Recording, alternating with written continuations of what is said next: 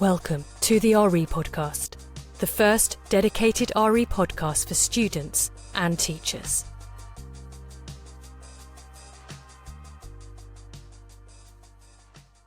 My name is Louisa Jane Smith, and this is the RE Podcast, the podcast for those of you who think RE is boring, which it is, and I'll prove it to you.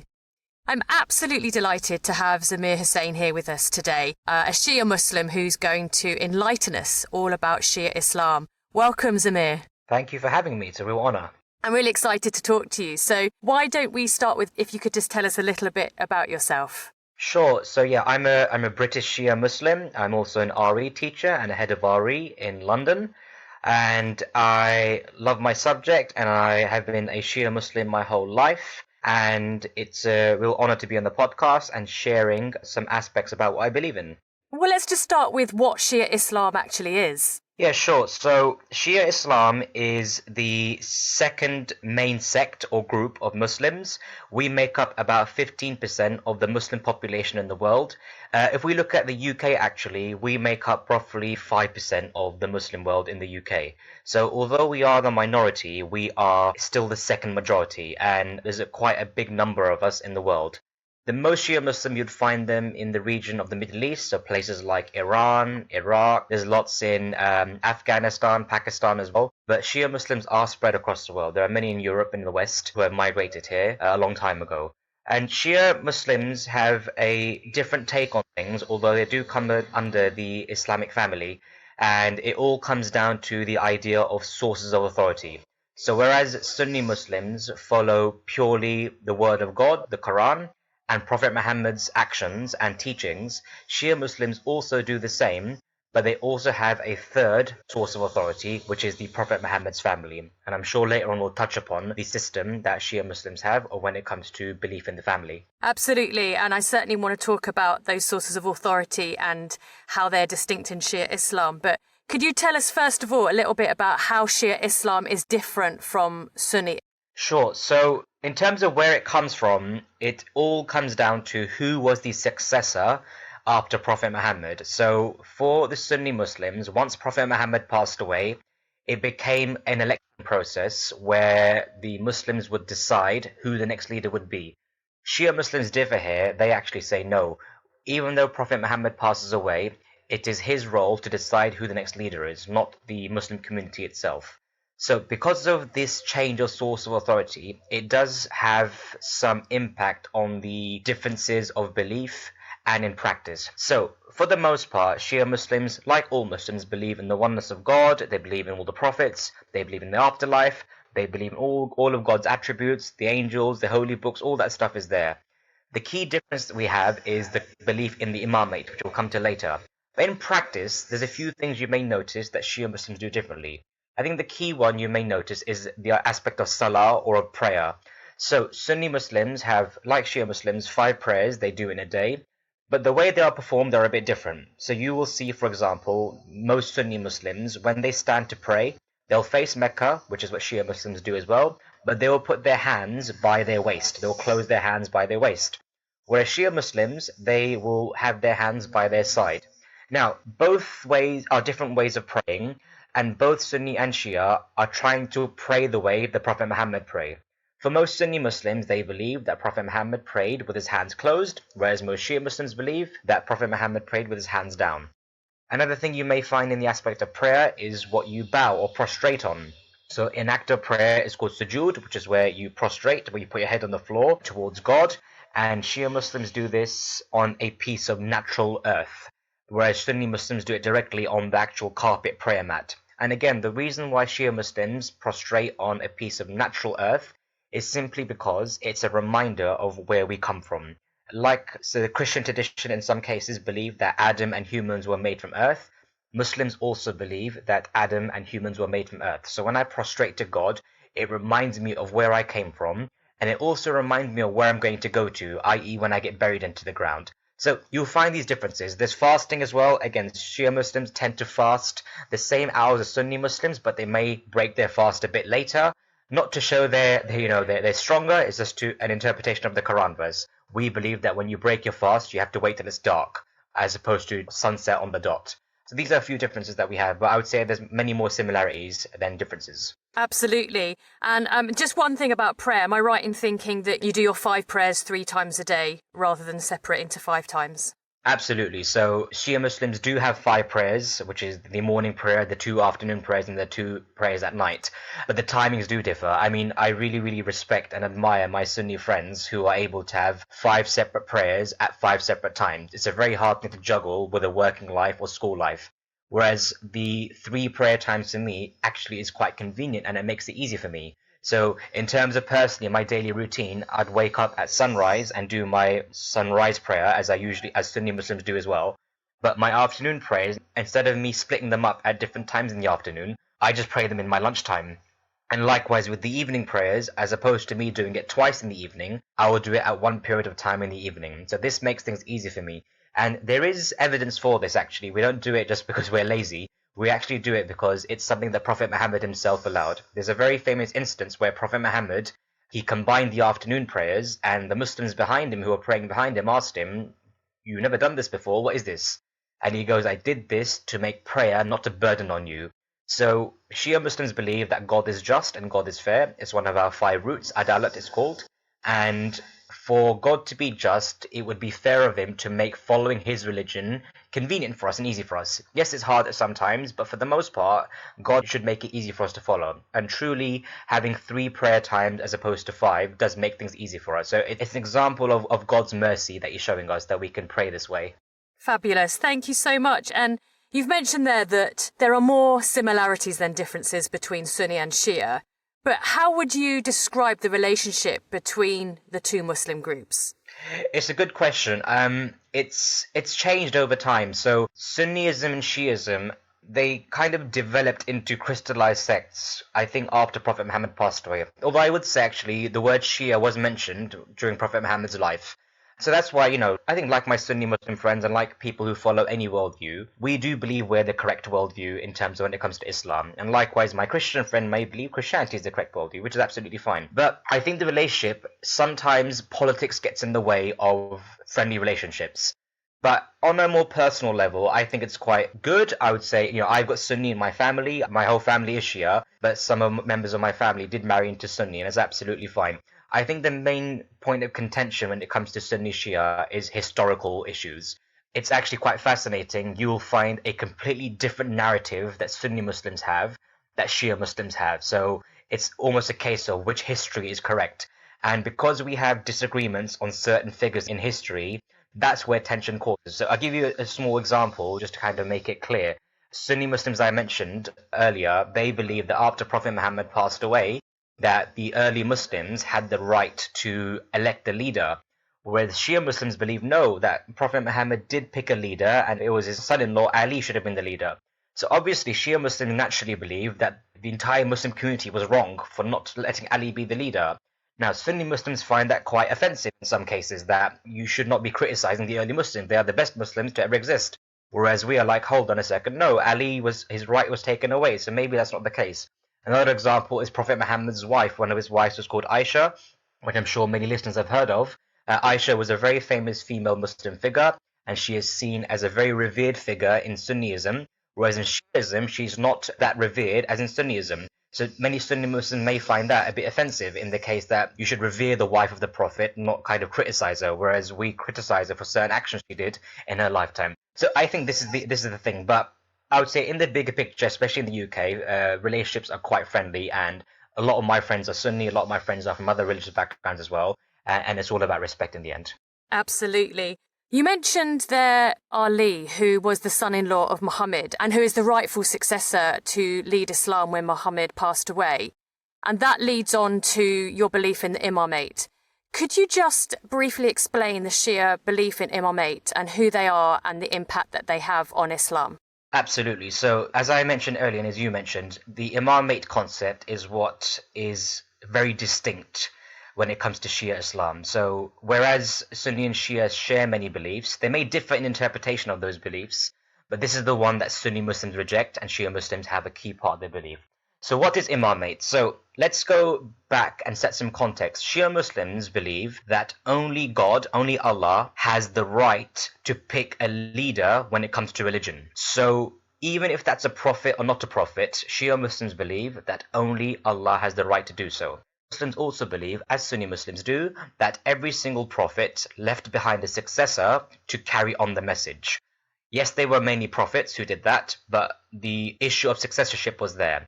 Now, like most Muslims, Shia Muslims believe that Prophet Muhammad was the final seal of the prophets, and no other prophet was to come after him. Now, Shia Muslims argue that just because there is no prophet after him, mean God stops picking leaders of a different kind. Prophets have one role, and their role is to get revelation from God and to convey that message to the people. Now, the Imams do not have that role, because Shia Muslims, like all Muslims, believe that Islam was the final religion, given with the final book, the Quran. There is no need for more revelation to come after that. So, what Imamate is kind of, I would say, a system that God has put in place for the teachings of Islam to continue in its most authentic way. Because if Muslims are arguing that previously revealed religions and books somehow changed and lost their main message, then if God is giving you a final message, he must put a mechanism in place to preserve that. And we believe the Imamate is there for that. So, the Imams are leaders chosen by God. They are not prophets. They are spiritual, political guides for all of humankind, not just Muslims. And what's special about them is that they inherit the knowledge of all the prophets and of the final prophet himself. So all this divine knowledge that has been given to the prophets, this very, very deep knowledge of, the reality of the universe, of religion, of God, it is going into the Imams as well. So that when they are born and when they lead the community, they are able to answer all questions about religion and about science and about everything you could think of, and they'll have that knowledge. The Imams, what's also unique about them, like Shia Muslims also believe, is that they are infallible or immaculate. What do I mean by that? Is that they do not sin. They are like the perfect human beings. Because again, we believe that if God is fair and is giving us leaders, he must make them perfect leaders for us to follow. Because if an imam or a prophet sins, that gives me an excuse to sin as well. Because I can say to God, well, if your closest person to you is sinning, then I can sin as well. So these are the few things about the imams. So most Shia Muslims are what we call 12 Shia Muslims. They believe in 12 imams, which are 12 descendants of Prophet Muhammad. There are other groups of Shia Muslims who may believe in 7. You have some who believe in a continuing imamate that continues today. But majority of Shia, like myself, are 12 Shia Muslims. And all of these imams are from the bloodline of the Prophet. So just a quick family tree. You got Muhammad's daughter Fatima. Fatima marries Ali, who is the first imam as you mentioned. They have 2 sons, Hassan and Hussein, who will become the second and third imam. And Hussein's descendants are the one who continue the rest of the imams. Now, many of the imams that come later do have more than one son, so you are not automatically an imam just because you are the son of an imam. It comes from whoever God chooses. And the final thing I would say about the imams is that they are chosen by God. So it is not a man-made system. The imam is only chosen by God. So when Prophet Muhammad picked Ali as the first imam, it wasn't because of family ties or because he felt like it. It's because we believe that Allah told him to pick him as the first imam, and the descendants therefore. That's amazing. So essentially you've got a line of prophets who received unique revelation from Allah. Muhammad was the final prophet, the seal of the prophets, and then the line of imamates just took that final message and then were representatives of that message to the people on earth at that time. Absolutely, you got it. Yeah. So even back further, as the Abrahamic faiths do believe, that word and that name Abraham is very important here because God talks about in the Quran blessing the line of Abraham. So Muhammad is from the line of Abraham, but so are the Imams. So this divine leadership is continuing through Abraham's lineage. So it's very important there. Brilliant. And you mentioned Hussein there, who was Muhammad's grandson. Because you mentioned that, I'd really like to talk to you about Ashura, who is linked to Hussein. Would you just tell us what Ashura is and what it means for Shia Muslims today? Sure. So Ashura is a day in the Muslim calendar. It is the 10th day of Muharram, and Muharram is the first month.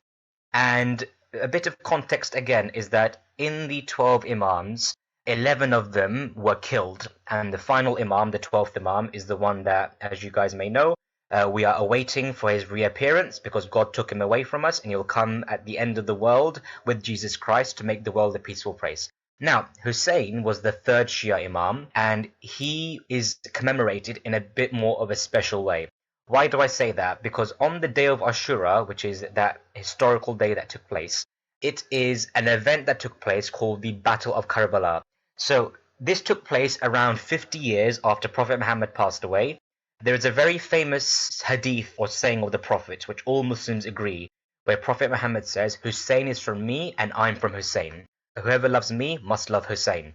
So the idea is that when Prophet Muhammad was alive, Hussein was born as his grandson, and he was very, very close to him. And many of the early Muslims used to witness how much love Prophet Muhammad showed to Hussein. So the early Muslims had a clear awareness that Hussein is close to Muhammad. Fast forward 50 years, unfortunately, the Muslim community was not in a good place. There was a leader who was a tyrant, who was called Yazid. Yazid was what we might call today an extremist terrorist type of person in the community. So he got into power, and he was the kind of person demanding allegiance from everybody. And if you did not give him allegiance, he would oppress you or kill you. What he wanted at the time was the allegiance of Hussein, because he thought to himself, if Hussein gives me allegiance, that's Muhammad's grandson giving me the okay, and that means all the Muslims will follow me. Now, Hussein used to witness what Yazid was doing and was not happy with it, so when the request for pledge came, Hussein absolutely said, no, I'm not going to pledge allegiance to you because you are destroying the religion of my grandfather that he worked so hard to bring. Hussein knew that by saying no, his life could be in danger. So this ensued in a pursuit of Hussein, where Yazid sent people after him to force him to pledge allegiance. And in the end, what we've got is a small group of followers of Hussein, roughly around the 70 to 100 region, including his family, and Yazid sending a good 10 to 30,000 people to ambush and kill him to force him into allegiance. And this takes place in a small city called Karbala in the south of Iraq, in a desert at the time. So a big standoff ensues, and what happens is that Yazid's army cut off the supply of water to Hussein, again to force him to pledge allegiance, and Hussein keeps saying, no, I will never ever say yes to injustice. A battle ensues, and as you can probably tell logically with the numbers involved and with the thirst involved on Hussein's side, you have a big massacre taking place. Hussein's family are killed, his 6-month-old baby is killed in front of his eyes, his other sons are killed, and then he himself is brutally killed as well. And once this takes place, you have the women and children who are kind of looted, and their tents are burnt, and their jewelry is taken, and they're marched off to Syria, to Yazid's palace, and to shame them. So the reason why Ashura is a big deal to Shia Muslims is that Shia Muslims have this very, very close relationship to Hussein and all the other Imams. And like many viewers would have kind of experienced, or one day will experience, is that when someone close to you passes away in your family, it is a day of sadness. You know, you don't smile, you're not laughing, you know, all that kind of stuff. So likewise, on the day of Ashura, for me as a Shia Muslim, it is something that I take very seriously. It's a day of sadness. For me, it is probably the most important day in the calendar in the year, I would say. It's the day I look forward to the most. Not because it's a nice day, but it's a day where I feel close to God. So on this day, what I would do, you know, I'd wear black to show a symbolic sign of sadness. I'd go to the mosque, I'd pray. We have a lot of storytelling, poetry to remember Hussein. In Shia Islam, actually, the idea of crying for Hussein is a very deep spiritual thing. We have this tradition that says that crying for Hussein shows softness of the heart. And we feel that by showing love to Hussein on this day is honoring him, carrying on his message, inspiring us to seek justice, fight for justice, stand up to people that are doing wrong. And in the end, we would feel that this is something Prophet Muhammad would appreciate, that you are showing love towards my grandson. So this is something I could, it's my favorite topic for sure to speak on, and I could speak about it, all day. But this is it in a nutshell. It's a very important day for me. Wonderful. And would you say, therefore, it's wrong to call it a celebration or a festival? Yeah, absolutely. And even you see sometimes exam questions that call it a celebration. It is definitely a commemoration, I would say. It's a day of sadness, it's a day of mourning. For Sunni Muslims, it's a different thing because they believe, again, this is before Prophet Muhammad was even born, that the day of Ashura was the day when Moses escaped Egypt and fled Pharaoh and escaped from him. So this happens to coincide on the day of Ashura, where Hussein was killed as well, much later. So for Sunni Muslims, for most of them anyway, they spend this day fasting to commemorate that event as a sign of happiness. But Shia Muslims completely disagree with this and believe that this is a wrong thing to do, and that whole tradition is actually a fabrication. Again, a point of emphasizes what I said earlier about sources of authority. And I am aware that Shia Muslims sometimes practice self-flagellation or cutting as a way of commemorating the massacre. Is that something that's still practiced now, and how do you feel about it? So it's really interesting because I can say that most people you speak to, once you tell them you're a Shia Muslim, in my experience anyway, the first thing they may ask you is, oh, do you cut yourself? Unfortunately, the media and Google have kind of given this as the image of Shia Islam. Now, like with many other traditions, you have sometimes acts of harming the body to show something. I know, and I'm sure you know as well, there's some parts of the Christian world on Good Friday, many Christians will flog themselves, crucify themselves to feel that closeness to Jesus and his suffering.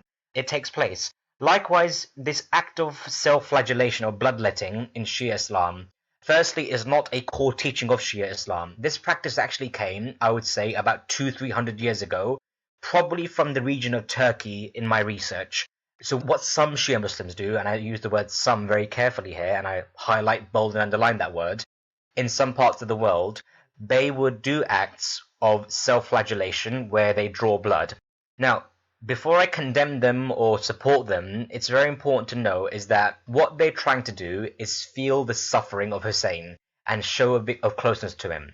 Now, how you do this is up to the person. Now, Shia Islam is quite clear, is that God gave you emotions. And you can express your emotions, but within the limitations of what God allows. So for example, as you guys may know or have heard of, some people, when they're really sad or they've lost someone dear to them, they may resort to alcohol to kind of numb their pain, which is what some people do. So Islam says absolutely feel sad, no problem, it's good to feel sad, God gave you that emotion. But don't use alcohol to deal with that sadness as some will do. Now likewise, when it comes to mourning Hussein, Shia Islam says you can mourn Hussein how you wish, but as long as it does not go over some limits. And I would say 99% of Shia scholars today, the authorities do say, that drawing blood for this cause is not something we allow you to do, because it's not something that is good for the image of Shiism anyway, but also it's not good for your body. So I don't feel I have the right to judge anybody who does that, because I do believe people who do this act are doing it sincerely and for the right intention. But my argument against them is that, are there not better ways to show love and sadness for Hussein? We, for example, I think universally, Shia Muslims do beat their chests to commemorate Hussein. Again, that's not an act of self-harming your chest. It's an act of commemoration and to create a rhythm for the poetry. The beating of the chest also symbolizes the fact that Hussein's chest was trampled on by the horses after he died.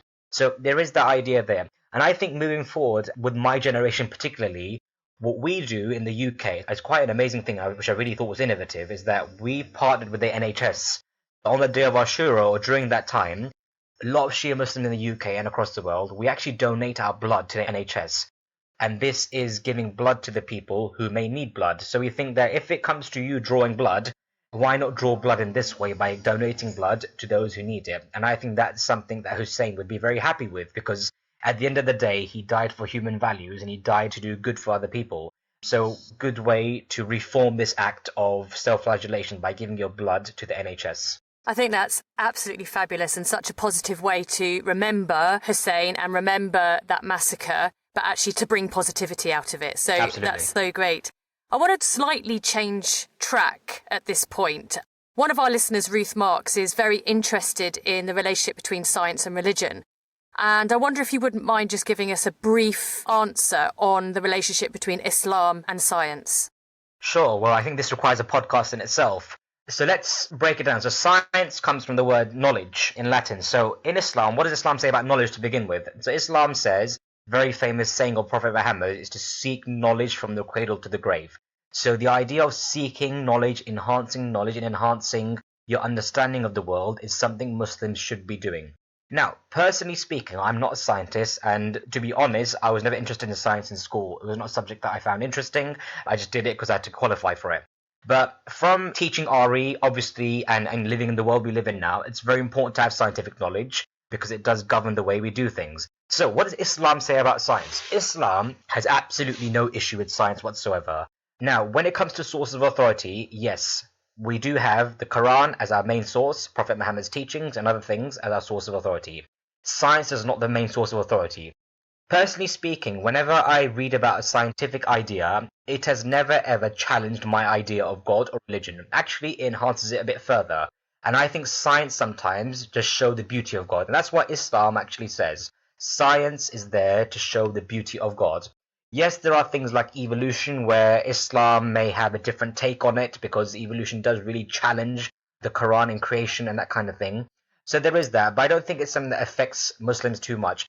You may find, like many other religions too, that sometimes there are things in the holy books that do seem to contradict what common science says. As many listeners know, there's a part of history where people thought the earth was flat because the Bible talked about four corners of the earth. Now, this is a slightly different topic, but we have to look at language here. The Quran and Prophet Muhammad speaks in a language that the people at the time have to understand. Now, you have to remember, Islam originated in Mecca. Mecca was not a very educated place. Yes, poetry was big in Mecca. But in terms of the people there, all they really knew was deserts and farming and growing some crops. That's it really. There wasn't much else for them to do. If you asked someone 200 years ago and told them about the television and the internet, they'll be absolutely baffled what you're talking about. So likewise, if Prophet Muhammad and the Quran spoke about advanced scientific theory to the Arabs living in Mecca at the time, it'd be a completely different language to them. So that's why I always think that if we find sometimes so-called scientific inaccuracies in these ancient texts, that's not because those texts got it wrong, it's because they're speaking to a certain audience. And dare I say it, if Quran, if I may say it, I don't mean this to offend Muslim listeners, but you'll know what I mean when I do say it, is that if Prophet Muhammad came today and the Quran was revealed today in the 2000s, I think the language would be a bit different because our knowledge has advanced much more and we are different to what it was 1,400 years ago. So maybe the scientific details the Quran would give and Prophet Muhammad would give would be much more advanced that we can take. So in a nutshell, Islam does say absolutely seek knowledge, seek science, and it will enhance your understanding of the world. Fabulous. And I think you're absolutely right. I think it's such an interesting topic that I think it does deserve its own episode, but it's such an enlightening answer that you gave. So thank you very much. There's just two last questions I'd like to ask before we close. And the first one is, if you could wake up tomorrow and there would be one thing that was different about the world, what would you want that to be? Oh, it's a very big question. So it's something I think about a lot, and I think all people would like to have some impact on the world to change it in a positive way. I would say that I think we live in a world right now where people believe that their truth should be the only way and that truth should be imposed on other people.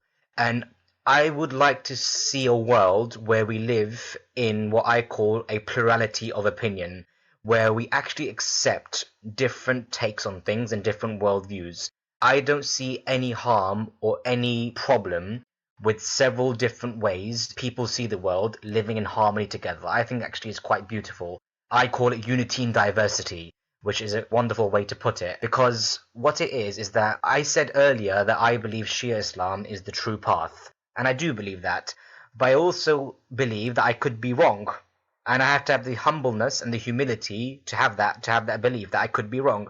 And I think every single human being, if I could change one thing, is I want everyone not to be afraid to think that they may be wrong. Yes, we all live with conviction of certain truths, but I think we should all have the humility to think, well, I could be wrong, and let me listen to other ideas that are different to mine.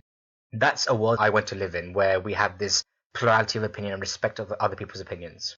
I think that's so wonderful and such a positive message, and I wholeheartedly agree with you. And I can't help thinking that, we are different genders and we come from different ethnic backgrounds, we have different religious beliefs, and yet we can have this mutually respectful conversation about beliefs. Absolutely.